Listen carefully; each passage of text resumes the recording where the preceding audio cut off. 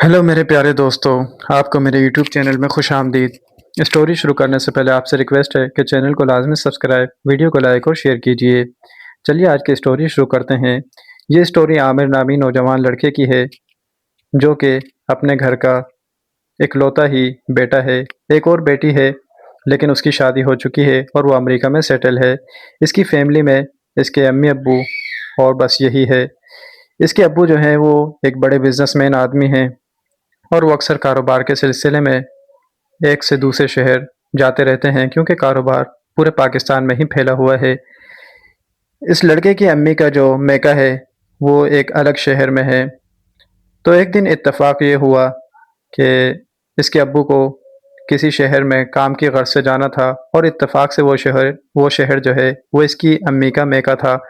तो इसने अपनी बेगम से कहा कि ठीक है, आप भी मेरे साथ चल लो और तुम इस बहाने अपने वालिदैन और भाइयों से मिल लेना और मैं अपने काम के लिए निकल जाऊंगा। वो दोनों रजामंद हो गए। उन्होंने अपने बेटे आमिर से भी इस बारे में बातचीत की। तो आमिर ने कहा कि अब्बू, मेरे तो यूनिवर्सिटी के टेस्ट हैं क्योंकि वो मास्टर कर रहा था। अभी वो टेस्ट शुरू होने वाले हैं, मैं तो अभी आपके साथ नहीं जा सकता। मैं जैसे ही टेस्ट ख़त्म होंगे मैं आपके बाद आ जाऊंगा। उनके अम्मी अब्बू मान गए। यहाँ पर यह बात भी बताते चलूँ कि ये अमीर फैमिली से ताल्लुक़ रखते हैं, तो ये घर के कामकाज खुद नहीं करते। इन्होंने अपने घर के कामकाज के लिए एक मासी रखी हुई थी, जो कि आती थी, घर का काम वगैरह सारा करके चली जाया करती थी। उसके साथ एक और लड़की आती थी, जिसका नाम ज़रीना था। ज़रीना की उम्र ज़्यादा तो नहीं थी, तकरीबन 15 साल की थी, लेकिन दिखने में बहुत खूबसूरत थी और ऐसे लगता था जैसे कि वो 18 साल की हो। कोई भी देखे तो उसका दिल मचल जाए।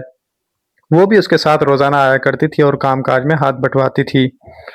तो उस दिन भी वो आए तो उन्होंने कहा कि आपके अम्मी-अब्बू नहीं हैं। उन्होंने कहा कि वो तो काम से गए हुए हैं, आपको तो मालूम है जो काम करना है वो कर लो। तो उन्होंने कहा ठीक है, आप बेफ़िक्र हो जाओ, हम सारा घर का काम निपटा देंगे। आमिर अपने रूम में चला गया। थोड़ी देर बाद वो आया तो उसने देखा जो उनके साथ काम करने के लिए लड़की आई हुई थी ज़रीना, वो अलग ही बैठी हुई थी और कोई काम नहीं कर रही थी। वो उसको देखकर परेशान हुआ तो उसने आंटी से पूछा, खैर है ज़रीना आज काम क्यों नहीं कर रही? यहाँ पर ये भी बताते चलूँ कि ज़रीना की अम्मी का इंतकाल हो चुका था। वो अब उसी आंटी की ज़ेर तरबियत थी और वो उसके साथ मिलकर काम करती थी और इससे उनका घर का खर्च चलता था। तो उस आंटी ने बताया कि बेटा, इसकी तबीयत ख़राब है और मैं अकेली काम कर नहीं सकती, इसलिए मेरे साथ आती है क्योंकि काफ़ी सारे घर हैं, ये मेरा हाथ बँटवा देती है, इससे मुझे बहुत फ़ायदा होता है। तो आमिर ने बतौर हमदर्दी कहा कि आप इसको आज नहीं लेकर आती और या इसको दवाई दिलवा देती। उसने कहा बेटा, जब शाम को जाऊंगी तो मैं दवाई दिलवा दूंगी। तो आमिर ने कहा कि शाम तो बहुत दूर है, उसकी तबीयत ज़्यादा बिगड़ जाएगी। इसको ऐसा करते हैं कि मैं दवाई दिलवा देता हूँ, आप घर के काम काज वगैरह निपटा लें। पहले तो उन्होंने मना किया लेकिन फिर मेरे इसरार पर उन्होंने हामी भर ली। मैंने जरीना को अपनी गाड़ी में बिठाया और उसको दवाई लेने के लिए चला गया। उसको फ़ौरन दवाई लेकर लेकर आके घर छोड़ा और उसको दवाई दी और उससे कहा कि तुम आराम करो, आंटी काम कर रही है। उसको मैंने गर्म दूध और सेब वगैरह भी काट कर दिए। वो मेरी तरफ देख रही थी, मुस्कुरा रही थी, लेकिन उसकी तबीयत कुछ ज़्यादा ही ख़राब थी। वो वहाँ से बेड तक भी नहीं चल सक रही थी, इसलिए मैंने उसको उठाया और सहारा दिया, वहाँ तक छोड़ दिया। जब घर के कामकाज मुकम्मल हो गए तो उसने आंटी ने कहा कि बेटा, मैं अगले घरों में काम करने के लिए जा रही हूँ, तो इसलिए इसको मैं साथ लेकर नहीं जा सकती और अभी घर भी नहीं छोड़ सकती क्योंकि घर यहाँ से काफ़ी दूर है।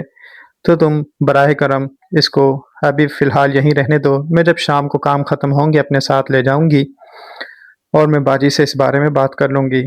तो मैंने उससे कहा कि आमिर ने यानी कि आंटी से कहा, आप इस बात की फ़िक्र मत करें, बाजी से बात करने की ज़रूरत नहीं है। ठीक है, आप अपने कामों से फ़ारिग होकर आ जाएँ, तब तक ये यहीं पर आराम कर रही है और शाम को याद से इनको ले जाना, क्योंकि हो सकता है शाम को मैं घर पर ना हूँ या अपने दोस्तों के साथ निकल जाऊँ, तो ये बेचारी अकेली कैसी रहेगी। उन्होंने कहा ठीक है, आप इस बात से बेफ़िक्र हो जाएँ।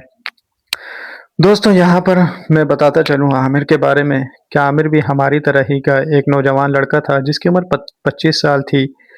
दोस्तों, जब इंसान जवानी की दहलीज पर कदम रखता है, उसके जज़्बात उभरते हैं और किसी को अपने जज़्बात का इज़हार करने का मौका मिल जाता है, प्रैक्टिकल का मौका मिल जाता है और किसी को नहीं मिलता। आमिर भी अभी तक इसी तरह के मौक़ों की तलाश में था और जब कभी उसको मिले भी तो उसने उसका भरपूर फ़ायदा उठाया और आज उसके लिए किस्मत मेहरबान थी। लेकिन جو کچھ آڑے آ رہی تھی وہ بھی آہستہ آہستہ دور ہوتی جا رہی تھی۔ آج اس کے وہ سپنے سارے پورے ہونے والے تھے جو کہ ادھورے لگ رہے تھے۔ آنٹی کے جانے کے بعد اس نے زرینہ کا بہت خیال رکھنا شروع کیا، اس کو دوائی وغیرہ ٹائم پر دی، اور پھر اس کے بعد قریب اس کے جا کر بیٹھ گیا اور ٹی وی آن کی۔ اس نے اپنے جال بچھانا شروع کر دیے، اپنے ذہن میں ایک منصوبہ بنایا کہ میں کس طرح سے زرینہ کو اپنے جال میں لے کر آؤں، لیکن اس کو ڈر بھی یہ تھا کہیں ایسا نہ ہو کہ یہ شور مچا دے یا کسی کو بعد میں بتا دے تو یہ اس کے لیے بہت بڑا مسئلہ ہو سکتا تھا۔ لیکن کیا کریں، شکار تو کرنا ہی تھا۔ اس نے اس وقت ٹی وی چلائی، زرینہ جاگ رہی تھی، وہ بھی ٹی وی دیکھنے لگی۔ اس نے ہالی ووڈ کی فلم لگا دی۔ آپ کو اس بارے میں بھی معلوم ہوگا کہ ہالی ووڈ فلمیں کس طرح کی ہوتی ہیں اور ان میں کس کس طرح کے مناظر ہوتے ہیں۔ وہ جان بوجھ کے اس طرح کی فلمیں چلا رہا تھا تاکہ وہ زرینہ کو اپنے قریب لا سکے۔ زرینہ یہ دیکھ رہی تھی اور بہت غور سے دیکھ رہی تھی، اور وہ دل ہی دل میں خوش ہو رہا تھا کہ کام بنتا ہوا نظر آ رہا ہے۔ جب وہ فلم ختم ہوئی تو وہ تھوڑا سا ادھر ادھر باہر نکل گیا، پانی وغیرہ پیا اور پھر واپس آیا اور چینل تبدیل کر کے نیوز وغیرہ دیکھنے لگا۔ اسی دوران اس کو پتہ چلا کہ شہر میں حالات بگڑ چکے ہیں اور بہت زیادہ ہنگامے ہو رہے ہیں، اور نوبت یہاں تک آ گئی ہے کہ کرفیو لگانا پڑ گیا ہے۔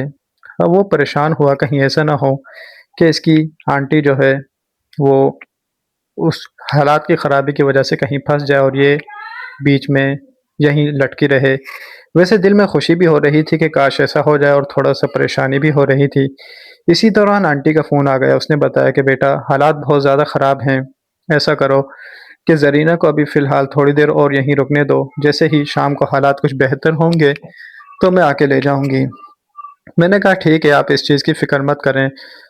پھر تھوڑی دیر بعد دوبارہ فون آیا کہ اب حالات بہت بے قابو ہو چکے ہیں اور ہو سکتا ہے کہ آج میں نہ آ سکوں، اس لیے اگر ہو سکے تو آج زرینہ کو یہیں رکنے دو۔ میں نے کہا ٹھیک ہے، یہ آپ کا اپنا ہی گھر ہے، کوئی بات نہیں۔ میں نے پھر زرینہ کو بھی اس بارے میں بتایا کہ آج آپ کو یہیں رکنا پڑے گا۔ وہ تھوڑی شروع میں ہچکچا رہی تھی، لیکن پھر میں نے جب آنٹی سے اس کی بات کروائی تو وہ مطمئن ہو گئی۔ دوائی کا اثر اب کام کر چکا تھا اور اس کی طبیعت کافی حد تک بہتر ہو چکی تھی، اور یہ میرے لیے خوشائن بات تھی۔ جب شام ہوئی تو وہ پسینے میں شرابور تھی کیونکہ اس کا سارا بخار وغیرہ اتر چکا تھا۔ پھر میں نے اس کے قریب جا کر اس سے بات چیت شروع کی تو اس نے کہا کہ مجھے شاور لینا ہے، یعنی کہ میں نہا کر آنا چاہتی ہوں۔ میں نے کہا ٹھیک ہے، آپ چلی جائیں۔ ان کو باتھ روم کا راستہ دکھایا اور وہ چلی گئی۔ تھوڑی ہی دیر گزری تھی کہ وہاں سے آواز آئی، کیا عامر، میں تولیہ لینا بھول گئی ہوں، مجھے تولیہ تو پکڑا دیں۔ میں نے کہا ٹھیک ہے۔ میں تولیہ لے کر اس کی طرف بڑھا اور گیٹ کھٹکھٹایا اور سائڈ پہ ہو کر کھڑا ہوا۔ اس نے جیسے گیٹ کھولا تو میں نظر نہیں آیا، وہ ذرا سا اور باہر آئی اور گیٹ مکمل کھل گیا، اور جیسے اس نے مجھے دیکھا تو وہ ہڑبڑا گئی۔ دوستو آپ سمجھ ہی گئے ہوں گے کہ وہ کیوں ایسے ہڑبڑائی۔ میں نے اس کو تولیہ دیا اور میں بھی ہڑبڑانے کی سی ایکٹنگ کرنے لگا۔ پھر تھوڑی دیر بعد وہ شرما کر جب وہاں سے فارغ ہوئی میز پر آئی اور نظریں نیچے کی ہوئی تھی، جھکی ہوئی تھی۔ میں نے اس سے معذرت کی، میں نے کہا میں نے جان بوجھ کر ایسا نہیں کیا۔ اس نے کہا ٹھیک ہے، کوئی بات نہیں، ہو جاتا ہے ایسا۔ اس کے بعد ہم نے شام کا کھانا کھایا اور دوبارہ سے فلمیں دیکھنے لگ گئے۔ میں نے اس سے باتوں باتوں میں پوچھا کہ آپ کو فلمیں دیکھنا پسند ہے؟ اس نے کہا ہاں، جب کبھی موقع مل جاتا ہے کبھی کبھار دیکھ لیتی ہوں۔ میں نے کہا ٹھیک ہے، ابھی میں لگا دیتا ہوں۔ لیکن پھر اسی دوران میں نے اس سے دوبارہ پوچھا آپ اور کیا دیکھنا پسند کرتی ہو؟ اس نے کہا گانے اور ڈانس وغیرہ۔ تو میں نے اس کو ایک لیپ ٹاپ آن کیا اور فوراً اپنا مخصوص گیلری سے ایک پنجابی ڈانس والی ویڈیو لگا دی۔ دوستو اگر آپ نے پنجابی ڈانس والی ویڈیو دیکھی ہوں گی تو آپ کو اندازہ ہوگا کہ وہ کس طرح کا ڈانس ہوتا ہے اور اس میں کس طرح چیزیں واضح ہوتی ہیں۔ وہ اس کو دیکھنے لگی اور تھوڑی سی پریشان ہونے لگی۔ میں نے اس سے پوچھا کیا ہوا، کیوں نہیں دیکھ رہی؟ بولا بس مجھے پسند نہیں ہے۔ میں سمجھ گیا کہ ابھی میری دال نہیں گل رہی۔ پھر میں کہا چلو ٹھیک ہے، آپ پریشان نہ ہو، میں آپ کے لیے فلم لگا دیتا ہوں، اور پھر میں نے ایک ہالی ووڈ فلم لگا دی۔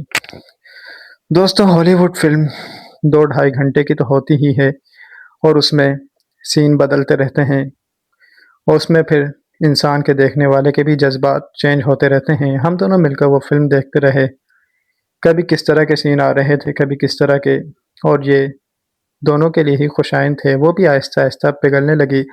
میں اس کے قریب ہوا اور اس سے میں نے اپنے دل کی بات کہی تو وہ شروع میں انکار کرنے لگی، کیونکہ اس نے پہلے کبھی ایسا نہیں کیا تھا۔ وہ بہت گھبرا رہی تھی، اس کا جسم کانپنے لگا۔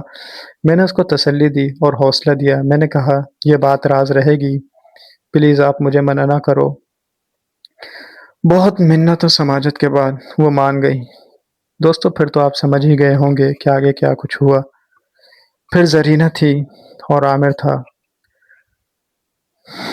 اور پھر سب کچھ ہی حاصل کر لیا۔ اور عامر کے لیے یہ ایک بہت ہی زبردست قسم کا کیا کہیں کہ تحفہ تھا، کیونکہ اب تک اسے جو بھی شکار ملے تھے وہ سب بڑی عمر کے تھے، آنٹیاں تھیں، لیکن یہ اس کی زندگی کا پہلا شکار تھا جو کہ اس سے پہلے کبھی ایسا نہیں ملا تھا، یعنی کہ کچی کلی تھی۔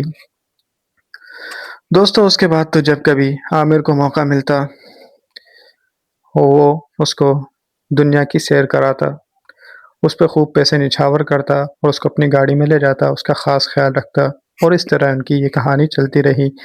اب بھی کبھی کبھار، کیونکہ انہوں نے وہاں سے کام چھوڑ دیا ہے، کبھی کبھار جب بھی موقع ملتا ہے عامر اس کو اپنے فارم ہاؤس یا کہیں ادھر ادھر لے جاتا ہے اور خوب دونوں انجوائے کرتے ہیں۔ دوستو آج کی سٹوری یہیں ختم ہوئی۔ امید ہے آپ کو یہ سٹوری بھی پسند آئی ہوگی۔ مزید دلچسپ سٹوریز کے لیے میرے یوٹیوب چینل کو لازمی سبسکرائب، ویڈیو کو لائک اور شیئر کیجیے۔